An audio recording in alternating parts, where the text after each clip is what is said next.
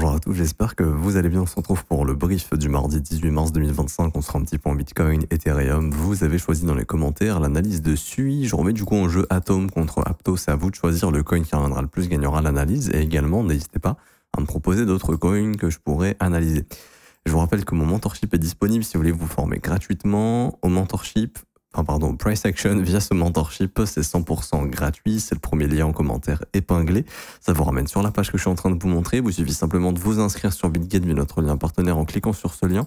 Vous créez votre compte, vous validez votre KYC, vous faites un trade d'une valeur d'au moins 100 $ sur la plateforme et une fois que ça c'est fait, vous êtes éligible au mentorship. Pour le récupérer, c'est simple, vous cliquez sur ce lien, la meilleure formation, le trading crypto. Vous cliquez sur obtenir gratuitement, vous remplissez email identifiant BitGet, vous cliquez sur recevoir. Instantanément, vous recevez ma première formation Assure ton bull market comme un pro qui est composé de 6 cours ici et quelques heures plus tard, jusqu'à 24 heures après, vous recevrez le mentorship qui lui est composé de 22 cours qui est complet de A à Z qui va vous former à des concepts de trading très très puissants. Alors, pour venir sur Bitcoin, donc mercredi, jour de FOMC, ok, décision des taux d'intérêt, on a déjà parlé plein de fois, l'inflation est une chose importante à observer au cours des prochaines semaines. Plus elle baisse fortement, plus les risques de récession augmentent, un ralentissement économique, et plus la Fed va devoir bouger ses taux rapidement. Sauf que pour l'instant, la Fed est têtue, n'a pas envie de bouger ses taux, et pour le moment, la Fed ne devrait pas baisser ses taux le 19. Alors, le marché s'attend déjà à 99% de proba qu'il n'y ait pas de baisse des taux, donc qui ait pas de baisse des taux, en soi, c'est déjà pricé. Maintenant, c'est le discours, comme je l'ai dit hier, qui va être important. Est-ce que Powell va avoir un discours alarmiste? Est-ce qu'il va avoir un discours confiant, etc. Ça dépend. Si Powell est têtu et dit non, il n'y a pas de baisse des taux, pour le moment, l'inflation, les chiffres ne sont pas encore bons, etc., etc.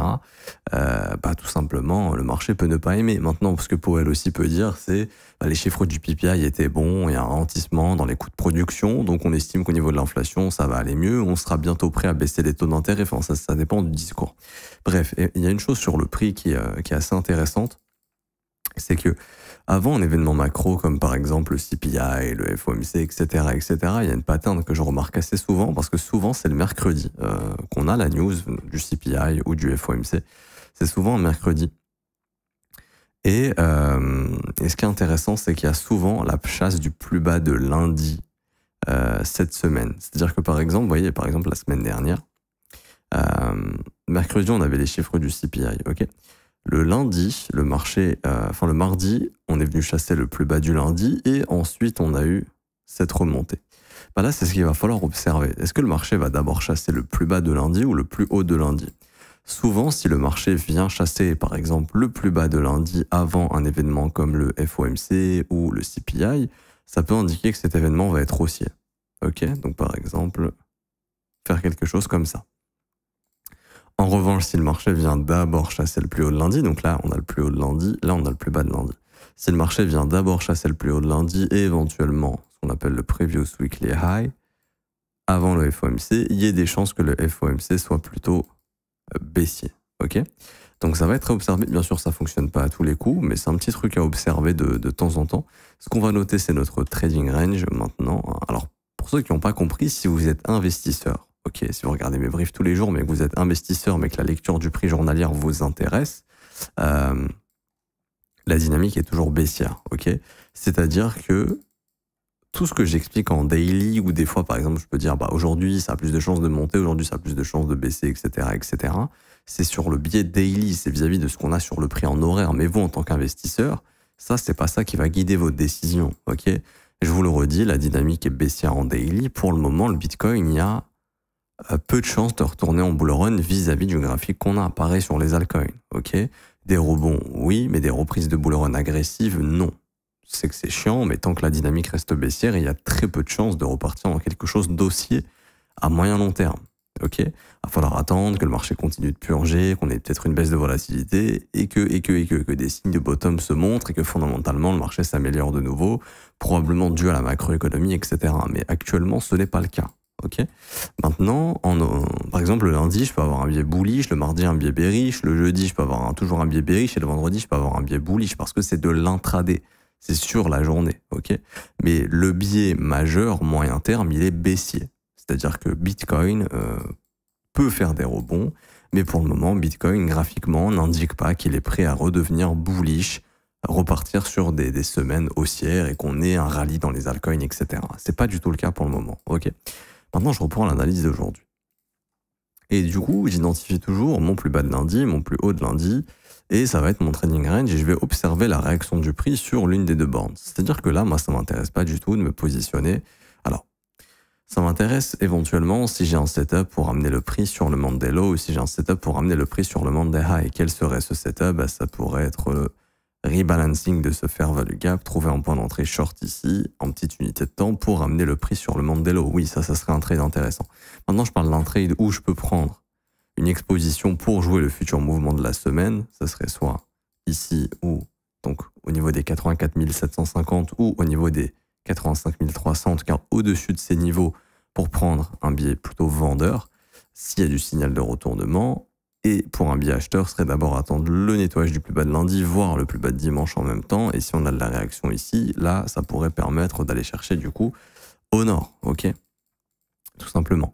Mais pour le moment, on est un peu au milieu du range de lundi. C'est le pire endroit pour en tout cas prendre une décision. Se dire oui, je suis sûr et certain que cette semaine, le prix va faire ça. Non, tu es au milieu du range de lundi. Souvent, on va chasser le range de lundi avant de prendre la vraie direction.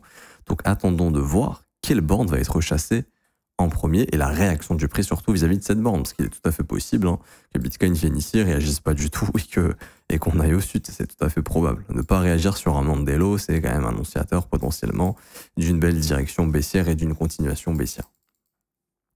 Ce qui n'a pas changé en tout cas, c'est qu'en daily, le prix a bel et bien travaillé son fair value gap daily. Le job est fini au niveau de ce fair value gap. Ok.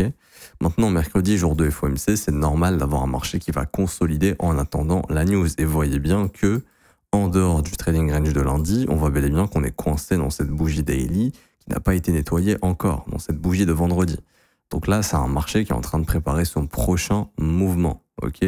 Je pourrais même m'intéresser à ce plus bas ici de vendredi dernier.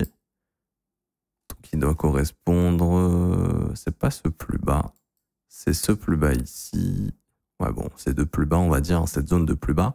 79 900, 80 700, quelque chose comme ça. Mais là, c'est pas nécessairement quelque chose qui m'intéresse. Ok. Ce qui m'intéresse pour la lecture du prix, c'est ce breaker H4 qui, pour l'instant, fait son job. Ok. Il fait son job, c'est-à-dire qu'il est travaillé et on attend tranquillement. Est-ce que la prise de liquidité de ce lot au sein de ce breaker est possible? Oui, la réaction au niveau de ce lot est intéressante également pour potentiellement aller s'occuper du previous weekly high. On est dans un rebond. Il n'y a pas encore de signal à proprement parler pour l'instant d'une fin de rebond. Ok, tout simplement. C'est-à-dire qu'en daily, quand je vois le prix, je vois juste de la consolidation, mais j'ai pas vraiment le signal qu'on est en train de repartir à la baisse. Ok. Maintenant, je m'attends au cours des prochaines semaines à ce qu'on ait plus une baisse qu'une hausse. C'est-à-dire qu'on revienne visiter sous les 76 000 et qu'on vienne travailler cette zone, j'en parle depuis quelques temps, 74 300, 70 500. Pour moi, c'est vraiment une zone que Bitcoin va venir travailler quand je n'en sais rien, mais je pense que ce sera le cas tant que la dynamique reste baissière. Ok. Maintenant, quand est-ce que ça peut arriver? Je n'en sais rien.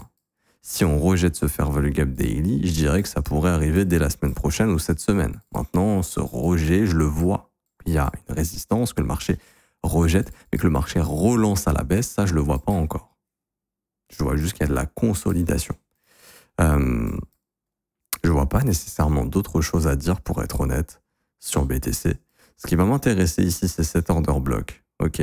Si on le casse, il deviendra donc breaker block. Et là, il y aura des chances que la confirmation baissière soit relancée. Donc ça va être un point intéressant ici. Le plus bas de lundi, cet order block. Si on casse le plus bas de lundi avec un breaker block, là, ça sent plutôt continuation baissière jusqu'au moins les 79 900. Après, c'est une situation un peu compliquée en ce moment sur BTC, sur la lecture. Enfin, c'est pas compliqué, c'est juste que c'est du price action très ennuyant. Il y a très peu d'ordres. Des fois, il arrive que pendant 5-10 minutes, le prix, il n'y ait quasiment pas d'ordre qui s'échange. Et le Bitcoin fait ça en 1 minute. C'est pour vous montrer qu'en ce moment, il y a un manque d'intérêt énorme. Que l'intérêt institutionnel, il est bien sûr sur les indices américains, qui sont en train de rebondir. D'ailleurs, le marché américain rebondit, Bitcoin n'y va pas du tout. Donc là, il y a un manque de force de la part du Bitcoin pour le moment. Ça sera observé. si la prise du plus bas de lundi va permettre au Bitcoin de resuivre le Nasdaq ou pas. Mais voilà un petit peu les niveaux que je surveille. Monday low, Monday high et cet order block ici qui peut devenir breaker block. S'il devient breaker block, là ça complique les choses. Ok. J'ai pas plus de choses à dire. Voilà, faut juste retenir que ça reste baissier sur du moyen terme, qu'il y a plus de chances d'aller revisiter à mon avis les 74 000, 71 000 que de repartir en bull run. Tout de suite, mais que on peut pas encore se dire ok, ce rebond, alors le mouvement qu'on a eu ici, il y en a qui disent que c'est pas un rebond, mais quand même on est passé de les gars 76 000 $ jusqu'à 85 000 $, on a fait quand même plus 11%. Si ça c'est pas un rebond, je sais pas ce que c'est, hein. Le prix a pris plus de 10 000 $ quasiment, enfin, a pris quasiment 10 000 $. Donc oui, c'est un rebond. Maintenant c'est pas le rebond que les gens attendent comme ceci, mais c'est déjà un rebond dans une dynamique baissière. C'est-à-dire que ça, c'est le dernier sommet, ça, c'est le dernier creux. On a bel et bien rebondi ce dernier mouvement et on peut réattaquer à la baisse si ce fair value gap nous renvoie à la baisse. Pour l'instant, elle est juste en train de nous retenir. Et ETH, et il y a toujours ce truc de ETH, et je me dis, qu'est-ce qu'il fout? Lui, il va pas venir prendre les stops. Et hier, il a tenté, mais il n'a pas réussi. Et je pense qu'on attend potentiellement le FOMC ici. Et ici, on a notre petit breaker qui s'est formé. Hop, petit breaker qu'on est en train de retravailler. Alors, je vais identifier cette zone. Et ça va être un petit point de repère pour, pourquoi pas, essayer d'envoyer ETH chercher le niveau des 1970 $. Vous voyez, les stops qu'on est en train de laisser ici, ça franchement sur un FOMC, c'est une belle zone à prendre avant de faire une continuation baissière. Enfin, j'en ai déjà parlé hier, je peux m'attarder dessus, mais ce qu'il faut observer, c'est la résolution du range. Vous voyez quand même, ça fait 1, 2, 3, 4, 5, 6, 7, c'est le 7e jour qu'on est au sein de ce range. On a le plus haut de cette bougie, le plus bas de cette bougie. Je le redis encore une fois, si on vient d'abord chasser au nord et qu'on clôture à l'intérieur, il y aura des chances d'avoir une continuation baissière. Si on vient d'abord chasser au sud en clôturant à l'intérieur, là, il y a vraiment moyen d'avoir le contre-pied et d'aller s'occuper, pourquoi pas, des 2000 $ et plus, objectif éventuellement 2150 $. Ça serait un bon move. Ça serait un bon move parce que là, on pourrait parler d'un rebond allant de 13 à 24%, ce qui serait pas trop mal. Maintenant, pour l'instant, ça reste de la consolidation. Il se passe absolument rien. D'ailleurs, ces phases de conso, c'est intéressant sur du spot de mettre une petite bille tout en gardant du cash si jamais il y a une direction baissière pour ajouter un petit peu plus, un peu plus bas. Moi, je dirais honnêtement, sous les 1498, un petit buy limit en spot, ça peut être pas mal pour accumuler si jamais il y a cette chute vers ces niveaux. Je dis pas qu'on y va, mais si jamais on y va, bon, c'est toujours une zone de prix intéressante à mon humble avis sur de l'ETH. Mais ouais, ça reste du range, franchement il se passe rien, on voit qu'il y a une sorte de contraction ici si vous regardez bien, il faudra attendre la résolution de cette contraction. Est-ce que c'est une résolution franche? Parce que oui, ça peut arriver aussi que le marché puisse faire un gros breakout et puis faire un retracement plus important, ou faire un gros break baissier comme ça sans avoir pris les stops. Souvent il y a cette petite prise de stop qui va initier le mouvement, mais des fois ça n'arrive pas, le marché fait un break direct. Ok. Donc voilà un petit peu ce que j'observe aujourd'hui sur ETH. Moi, ça m'intéresse que quand ça va nettoyer une des deux bornes, tout simplement. Là, pour le moment, ça m'intéresse pas du tout. Et je me dis que BTC a le moyen d'essayer de faire juste un petit up. Alors, un petit up, peut-être pour aller chercher le plus haut de la semaine passée dans les 85 000, mais juste pour permettre à ETH de venir prendre ses stops ici. Après, voilà, c'est une semaine où il y a le FOMC. Tout le monde attend le FOMC, bien évidemment, pour se projeter. Par exemple, si on regarde le Nasdaq, lui est d'abord venu s'occuper du Monday High cette semaine.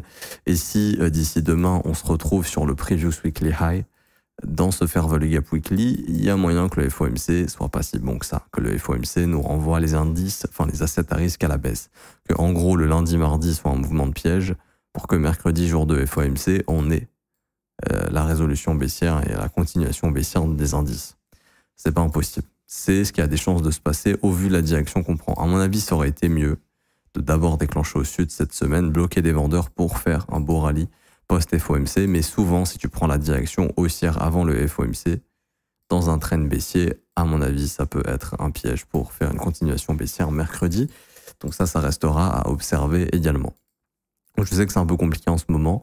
Le marché attend le FOMC, je le redis, ça reste du range, faut pas se précipiter, ça reste de la consolidation. Quand je dis faut pas se précipiter, c'est plutôt pour les traders d'intraday. Maintenant, si tu es investisseur ETH, les prix sont très bons, par exemple, même si ça peut encore baisser, mais les prix sont très bons. Bitcoin, mais si tu as des convictions long terme, après un moins 30%, c'est vrai que c'est pas trop dégueulasse. Bon, là, on est sur du moins 24 au prix actuel.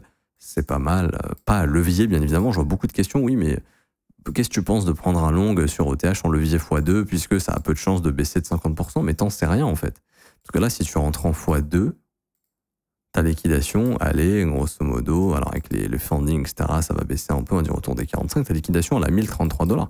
T'en sais rien. Ça se trouve, cette année, il y a une récession, il y a un crack Covid comme en 2020 et tu te fais bouffer ta liquidation bêtement. Alors que si t'achètes sur du spot, t'es sûr de gagner de l'argent, enfin t'es jamais sûr, mais sur du long terme, si ETH va revisiter 3000, 4000, 5000 au cours des prochaines années, tu feras de l'argent. Alors que là, si tu prends le risque de te faire liquider, c'est un peu dommage. Pour moi, faut pas rentrer ici en mode long terme leverage. Je pense qu'il y a beaucoup de gens qui sont en train de faire ça pour essayer d'accroître leurs gains ou de récupérer des pertes, mais je pense que c'est une grosse erreur parce qu'il suffit d'un rien, d'une étincelle, d'une bad news pour que le marché déclenche des cascades de liquidation massives et finisse le job complètement.